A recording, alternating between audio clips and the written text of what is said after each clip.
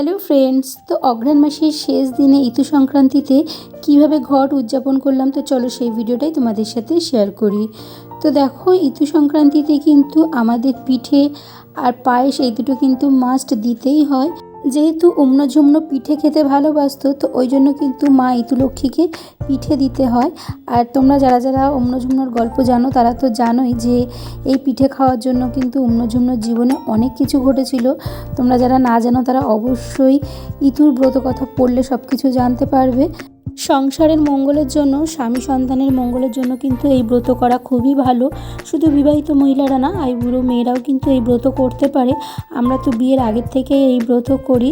তো যাই হোক, তোমরা যারা করো তারা তো সবটাই জানো নিয়ম, আর যারা করো না তারা অবশ্যই এই ব্রতটা পালন করো। তো দেখো, এখানে কিন্তু আমি মা ইতু লক্ষ্মীকে একটু ভোগও করে দিয়েছি, তার সাথে 5 রকম ভাজা। আর যেহেতু আজকে খুব তাড়াতাড়ি সব কিছু বানিয়েছি, তো সব কিছুর আর ভিডিও করা পসিবল হয়নি। তবে এই ব্রতটা কিন্তু কোনো রকম পুরোহিতের প্রয়োজন হয় না, নিজেরাই করা যায়। তো দেখো, আমার কিন্তু ভোগগুলো সব করা হয়ে গেছে। এরপর আমি এক এক করে সব ওপরে নিয়ে যাব, তারপর ভোগগুলো মা ইতু লক্ষ্মীকে নিবেদন করব।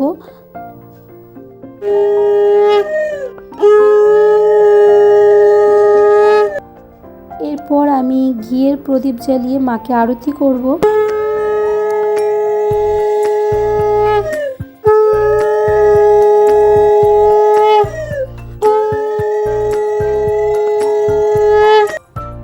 এরপর ইতু লক্ষ্মীর যে মন্ত্র অষ্টচাল অষ্টদুর্বা, তো সেই মন্ত্রটা পড়ে নেব।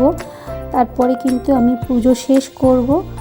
আর প্রদীপের তাপ একটু আমি আঁচলে করে রেখে দিলাম ওর বাবার জন্য, ওর বাবা আসলে তারপরে দেব। তারপর খুব সুন্দর করে কিন্তু পুজোটা শেষ করলাম।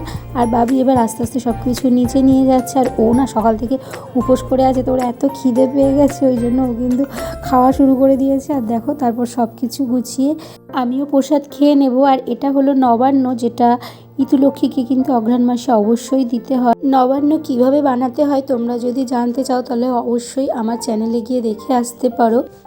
এরপর যাব ঘট বিসর্জন দিতে। যেহেতু আজকে মঙ্গলবার, তো সন্ধে হওয়ার আগেই কিন্তু ঘট বিসর্জন দিতে হবে।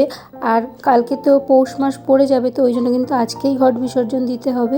আমাদের বাড়ির পাশেই কিন্তু ঠাকুর পুকুর আছে, সেখানেই গেছিলাম ঘট বিসর্জন দিতে। তবে আমার যেহেতু পেতলের ঘট, তো আমি কিন্তু বিসর্জন দিই না। তবে যারা মাটির ঘটে ইতু লক্ষ্মী পাতে তারা কিন্তু বিসর্জন দিয়ে দেয়।